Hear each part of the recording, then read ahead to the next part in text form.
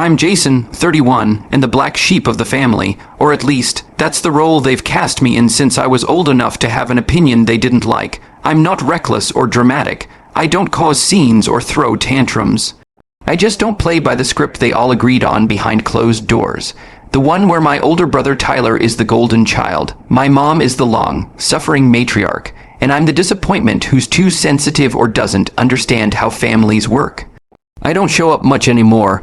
After years of biting my tongue through backhanded compliments and whispered gossip, I started pulling away. At first, they acted offended, then they stopped pretending. Family events came and went without a single invitation. Birthdays, holidays, even my own father's retirement party. I found out about all of them after the fact through blurry photos on Facebook or group chats I was never part of. I didn't complain. I learned to live around the silence. I made my own life outside of them. I built a small business from the ground up, one no one in my family has ever asked about. I dated quietly, kept my wins private, and swallowed the bitterness that tried to rise every time I saw my last name in a caption that didn't include me. So when I got a text from Tyler saying, "Engagement dinner this Friday. You can come if you want," I stared at my phone for a good 10 minutes. Not, "We'd love to see you," or even a proper invitation, just that, a throwaway line, like he was doing me a favor. I almost deleted it, but something in me, call it curiosity, maybe even masochism, wanted to see how deep the rot had spread. I RSVP'd with a thumbs up. The dinner was at some overpriced steakhouse downtown, the kind with dark wood walls and wine menus thicker than their actual menus. I showed up right on time, dressed decently in a navy blazer and slacks. Nothing flashy. I even brought a small gift, nothing extravagant, just a nice bottle of champagne and a card. Thought it might break the ice, or at least smooth over the awkwardness I knew was waiting for me inside. The hostess led me to a private room near the back. I could hear the laughter before I saw them. My mother's sharp, performative laugh, my uncle's hoarse cackle, the polite chuckle of strangers trying to fit in. When I walked in, the noise died just slightly, just enough for me to feel it. Tyler stood at the center, one hand on the small of his fiancée's back. Her name is Brooke. She's tall, blonde. The kind of woman who looks like she rehearses her Instagram, poses in front of the mirror every morning. She looked me up and down like I was an unpaid intern who just wandered into the boardroom by accident. "Jason," she said with a smile that didn't quite reach her eyes. "Wow, you made it." Tyler clapped me on the back like I was a distant cousin who just flew in from abroad. "Didn't think you'd show, man. Yeah," I said, setting the champagne on the table beside a stack of expensive-looking party favors. Wouldn't miss it. Brooke leaned closer to him, loud enough for the table to hear. "We're keeping the guest list small for the actual wedding. No plus ones, especially for people like, you know." Her eyes flicked to me, then away, like I wasn't worth finishing the sentence for. My stomach tightened, but I just smiled. I didn't flinch. I'd learned long ago that any reaction, even hurt, was just fuel for them. My mother raised her glass. "Let's just be grateful he even invited you at all. It's so nice to see you around again, sweetie. We were starting to forget what you looked like." The table laughed. A few of the strangers shifted uncomfortably, but no one said anything. My Uncle Ray chimed in, already on his third scotch. "Hey, maybe you can park cars at the wedding. That way, you'll be useful and still technically there." More laughter. Brooke giggled like he'd just performed a tight five at a comedy club. I sat down slowly, setting my folder on the empty seat beside me. "Nice to see you too, Uncle Ray." I didn't say much through the appetizers. I let them talk over me, around me. I nodded politely at their fake smiles and exaggerated stories. I watched my mom gush over Brooke like she'd found the daughter she always wanted. Watched my brother beam like this was the culmination of every expectation they'd ever pinned on him. I let them have their fantasy for a little longer. I needed to make sure I hadn't overestimated just how entitled they'd become. About halfway through dinner, Brooke started explaining their wedding plans to the table. "It's going to be at the Palisade Estate in May. Very intimate. Only 50 people. We're keeping it elegant, exclusive. Just close friends and family. Very expensive." My mom added, sipping her wine like it was holy water. "But it's worth it for Tyler. He deserves the best." Ray grunted. "Bet that venue costs more than my house." Brooke laughed. "Oh, it's completely covered. Tyler's sponsor has it all taken care of. One of his clients, super generous." I raised an eyebrow. "A sponsor?" Tyler shot me a warning look like I was treading on sacred ground. "Yeah, a friend who believes in our future. Huh." I said and tapped my folder lightly. Brooke glanced at it, then back at me. "What's that? Nothing important," I said. "Just some boring paperwork, you know, sponsor stuff." There was a slight flicker of confusion in her eyes, but she waved it off. By dessert, the jokes were turning meaner. Someone joked about my old car. Someone else brought up the time I dropped out of grad school after Dad refused to co-sign the loan. Brooke laughed a little too hard when someone asked if I was still working at that little company. Tyler didn't defend me once. My mom acted like she couldn't hear anything mean being said, even when it was her saying it. I waited until the laughter reached its loudest point, until their comfort was so thick you could taste it. Then I opened the folder. "Cool," I said, not raising my voice, just loud enough to cut through the noise. "Then I'll let the venue know you don't need my sponsorship anymore." The laughter died instantly. I flipped the folder open and laid it on the table. Inside was a signed letter of agreement, a receipt of a $12,500 down payment made in my name, and a scheduled payment plan for the remaining balance of the Palisade estate.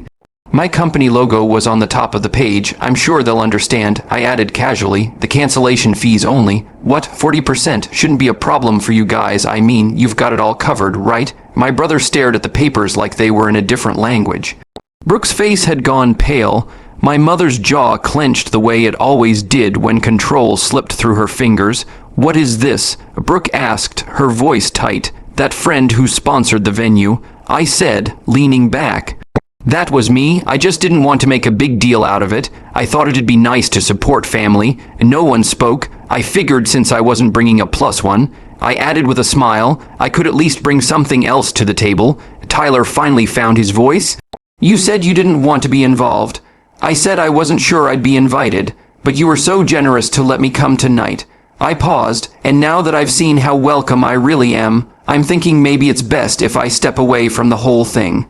And then I stood up slowly, deliberately, as the tension in the room rose like a tide about to crash. That's when Brooke grabbed the papers. That's when my mother stood up too, eyes flashing, and that's when Tyler said something that changed everything. Tyler slammed his hand on the table hard enough that the wine glasses clinked, and a few people jumped. "Jason, don't be dramatic," he snapped. "You're really going to pull this over a joke." I looked at him, genuinely curious. "A joke? You think that's what tonight was?" Brooke tossed the folder back onto the table like it was dirty. "You're seriously going to sabotage our wedding just because you're bitter you're not part of the inner circle?" I tilted my head slightly. "You mean the circle that laughs at me, insults me, and treats me like a stray dog someone felt bad for?" My mother finally spoke, her voice low and sharp. "This is exactly why we don't invite you to things, Jason. You always make everything about yourself." That one hit me. Not because it was true, but because it was so incredibly predictable. The same playbook every time. I wasn't supposed to react. I was supposed to take the hit, smile, and come back for more. When I didn't, I was the villain. I kept my voice calm. "You invited me here to be your punching bag. You just didn't think I'd swing back." My uncle let out a dry laugh. "He thinks he's a big shot now, just 'cause he put down a deposit." Brooke leaned forward, her tone icy. "You want a thank you card, Jason? Is that it? Because if you're doing all this for attention, I'm not." I cut in. "Trust me, Brooke. I don't need your attention or your approval." I turned to Tyler. "But you're my brother. You didn't even tell me you were getting married until after everyone else knew, and then you invite me last minute, like I'm an afterthought." Tyler's expression softened for half a second, then hardened again. "I didn't think you'd care. That hurt more than I expected." "Yeah," I said quietly. "That's the problem, isn't it?" There was a heavy silence. One of the waiters peeked into the room, sensed the tension, and quickly backed out. A few of the other guests, people I didn't even know, looked like they wanted to melt into their seats. They'd been enjoying the show up until now. Now it was getting real. Brooke glanced at my mother, who gave her a slight nod, some kind of unspoken signal that told me they'd been on the same wavelength for months, maybe longer. Brooke folded her arms. "Fine. You want us to beg, not happening. You made your point. You're not part of this family. You never have been. And Tyler doesn't need your money to get married. Good." I said, standing tall, "because he's not getting it." My mom scoffed. "You really think we can't find another venue that will cancel the whole wedding over this?" "I don't think you'll cancel it," I said. "But you won't find a place like the Palisade with less than 4 months to go. Not during wedding season, and even if you do, you'll be starting from scratch. New vendors, new permits, new deposits. You'll spend triple what I put down just trying to match it." My uncle opened his mouth to argue, then slowly closed it. Tyler looked like he wanted to fight me. His fists clenched at his sides, jaw tight. But he knew I was right. "I didn't do this to ruin your wedding," I said. "I did it because, for once, I thought I could be part of something, because I wanted to believe that maybe things had changed." No one said a word, not even Brooke, whose perfect posture was starting to crack under the pressure. I nodded once, slowly, then gathered the folder from the table and tucked it back into my bag. "I'll send the venue a cancellation notice tomorrow," I said as I turned to leave. "Good luck finding a replacement. Oh, and you might want to warn your vendors. A lot of them were booked through my connections." That was the last thing I said before I walked out. I didn't look back. Not when I heard my uncle mutter, "What just happened?" Not when Brooke hissed something under her breath. Not even when I caught the faint sound of my mother calling my name, sharp and furious, like I'd stolen something that was rightfully hers.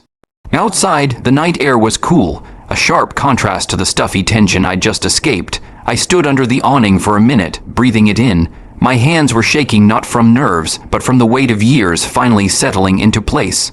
I didn't feel triumphant, not yet. I felt free, and a little hollow, like the part of me that had always hoped they'd change had finally given up. I turned my phone off as I walked to my car. I already knew there would be texts, maybe even voicemails.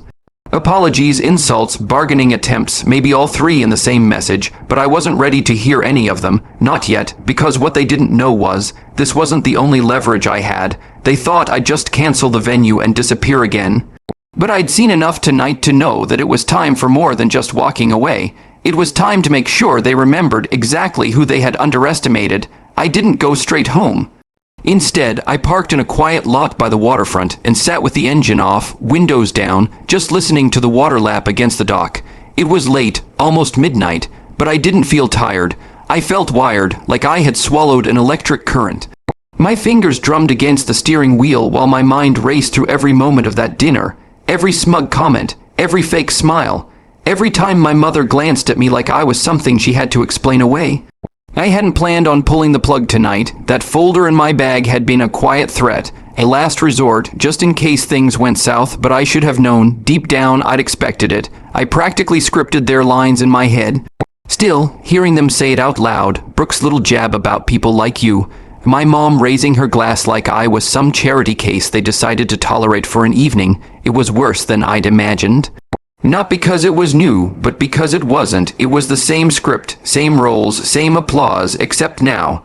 I was done playing mine. I unlocked my phone and opened my email. I already had the venue manager's contact pulled up. I'd met her personally when I arranged the deposit. Nice woman, extremely competent, a little too eager to work with someone who had real money. I didn't send the cancellation, not tonight. I wasn't doing this in a haze of emotion.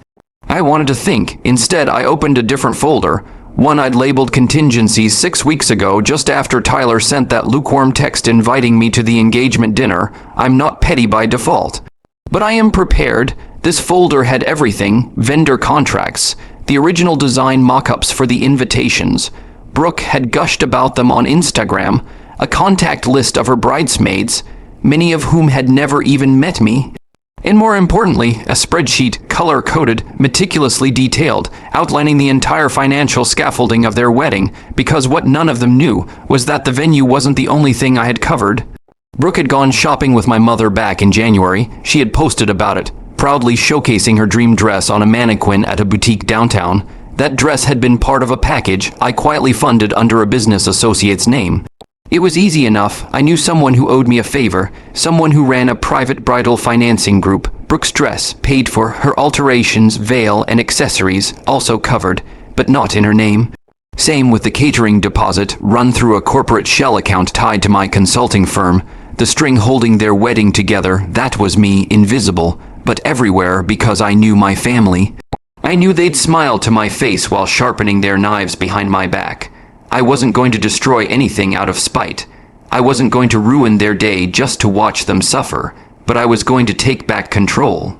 I leaned back against the seat and stared at the stars over the water. Somewhere in the distance, a horn sounded, low and mournful. They thought I was weak because I walked away. They never imagined I'd come back with receipts. And said calmly, "No, I'll handle that myself. I walked out of the estate with the sun shining on my back, the wind crisp and cool. That afternoon, I sat down at my computer and started crafting the invitations, not the ones they had planned. Mine, new location details, slightly altered wording, and a few notable omissions. Several names were absent from the list, names of people who had spent years making me feel small in rooms they thought they owned. Instead, I included a handful of others, old friends, my father's former colleague who used to treat me like a son, my godmother who hadn't been invited at all, a couple of Tyler's childhood friends who had reached out to me quietly over the years to say they missed me, that the family had gone far. The new list wasn't vengeful, it was just honest. I wasn't trying to hurt anyone. I was just rewriting the script, and they didn't know it yet, but the opening scene of their wedding was going to look very, very different, especially when they found out who'd be walking Brooke down the aisle. I didn't wait long. 2 days after I assumed control of the venue and updated the guest list, I sent a short, carefully worded email to Brooke and Tyler. Hi, per our previous arrangement, please note that the venue contract has been updated. Further details will be available at the appropriate time. I've also taken the liberty of revising the guest list to reflect those with a genuine connection to the event. If you'd like to discuss next steps, I'm available Friday morning at the Palisade Estate. Best Jason, Tyler called within 10 minutes. I let it go to voicemail. He tried again and again. Finally, I picked up on the 4th attempt. What are you doing, Jason? He barked the second I answered. Hi to you too, I said calmly. I trust you saw the email. You're not serious. You can't just take over our wedding like this. That's not how this works. It is, I said. When your wedding is sitting on contracts I signed, deposits I made, and vendors I vetted, you all made it very clear I wasn't really invited to be a part of your lives, so now I'm simply following your lead. You'll still get married, I'll make sure of it, just not quite the way you imagined. You're ruining everything. No, Tyler, I'm correcting everything. Brooke called next. I didn't answer. She left a message, her voice high and shaky, trying to sound composed but just barely holding it together. Jason, this isn't funny. This is our wedding. You don't get to control that. You're just doing this to get back at us. Grow up. I didn't reply. I didn't need to. Everything was already in motion. Friday morning, I arrived at the Palisade Estate early. Clarissa had everything ready, revised contracts, updated vendor lists, and a fresh calendar of deliverables. She had also pulled up the finalized floor plan, which I tweaked slightly, shifting the head table, adjusting the reserved seating, and making sure a few names were removed entirely. Then I waited. Tyler and Brooke walked in 15 minutes late, storming through the front doors with matching scowls and an air of forced confidence. Jason, Brooke said, crossing her arms, this stops now. Tyler looked around. Where's the manager? We want to speak to her. She's busy. I said, with me, have a seat. They didn't. They stood, looming like they were about to lecture a wayward employee. All right. I said, opening a folder. Here's how this is going to work. You're getting married here as scheduled. The date remains. Most of the vendors remain. The ceremony will be beautiful, intimate, classy, just not performative. Brooke blinked. What does that mean? It means your influencer photographer is out, replaced by a proper wedding photographer who focuses on people, not Instagram trends. It means your ice sculpture idea, gone. The custom cocktail menu named after your dogs, also gone. This wedding isn't a branding exercise, it's a celebration. Family, real family. Tyler finally snapped. This is insane. You don't get to just, I held up a hand, I do, and I have, but I'm not here to fight with you. I'm here to make you an offer. Brooke narrowed her eyes. What kind of offer? I looked at them both, steady and calm. I'll keep the wedding intact. I'll pay every remaining balance. I'll make sure it runs smoothly. You'll have your moment, but there are conditions. Tyler snorted. Of course there are. 1. You acknowledge publicly during the reception the people who made this wedding happen. Not just me, but the others you conveniently left out. Dad's former partner who signed your business loan. Aunt Susan who paid your rent for 6 months. The people you forgot when it was time to give thanks. Brooke opened her mouth, but I continued too. My guest list remains. I've invited people who mattered to our family. People you cut out because they didn't fit your aesthetic. You mean like your weird godmother with the birds? Brooke said. I didn't flinch. Yes, her, and your high school friend Jen, who you ghosted after she got married at a courthouse. They're coming. They belong here more than half the people you had on your original list. Tyler stepped forward. And if we say no, I smiled. Then the wedding's canceled. Every vendor gets notified. Every dollar refunded. except for the cancellation fees, which you'll owe. The dress gets repossessed, the catering vanishes, and good luck finding another venue this late in the season. You'll spend double what I spent and still end up with a garden party in someone's backyard. They stared at me for a long time. Then Brooke hissed, "This is blackmail." No, I said, "This is a choice." Tyler was the first to break. He looked tired, really tired. Like the weight of everything had finally settled on him. "Fine," he muttered, "we'll do it." Brooke glared at him. "Tyler," he turned to her, "we don't have a choice." She looked like she wanted to scream, but she swallowed it. She didn't want to be embarrassed. Not now. Not yet. Good. I said, standing, "We'll finalize the program next week." The day of the wedding was perfect. Warm sunlight filtered through the trees, and the Palisade estate looked like something out of a movie. Guests arrived on time. The ceremony ran smoothly. The food was excellent. People smiled, laughed, took pictures under twinkling lights, and the guest list. Oh, it was glorious. My godmother hugged me with tears in her eyes. Jen arrived with her husband, who Tyler awkwardly pretended to remember. A retired teacher from our childhood, who had once helped me through a rough patch, was seated front and center. I watched Brooke try to smile through it all, clearly confused by half the people in the room and too proud to admit it. But the real moment came during the reception speeches. Tyler stood up, champagne in hand, and cleared his throat.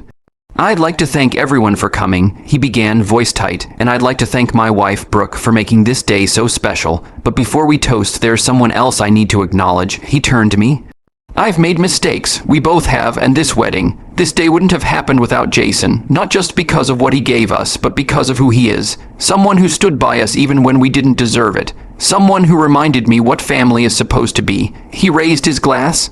To Jason, everyone clapped. Brooke clapped too. It was stiff, but she did it, and for the first time in years I felt seen. After the wedding, my mother approached me. She didn't say much. "You didn't have to do all that." I looked her in the eye. "But I did, because I finally realized something, Mom." "What's that?" "I don't need your approval or your invitation. I know who I am now, and I'm done begging to be part of a family that only wants me when I'm useful." She blinked. "Are you cutting us off?" I shook my head. "No, I'm just stepping out of the role you wrote for me." Then I walked away. Weeks passed. Tyler sent me a thank you note. It was short, but handwritten. Brooke posted about the wedding online. Filtered and polished, of course, but in the captions she tagged me. She even followed me. I didn't follow back, and my business, it boomed. Turns out a few of the guests were impressed by how the event turned out. I landed 2 new clients before dessert had even been cleared, but more than that, I finally felt free, not in the dramatic burn-it-all-down way, but in the quiet, powerful way of knowing I was no longer playing a part in someone else's story. I had written my own chapter, and this time they had no choice but to read.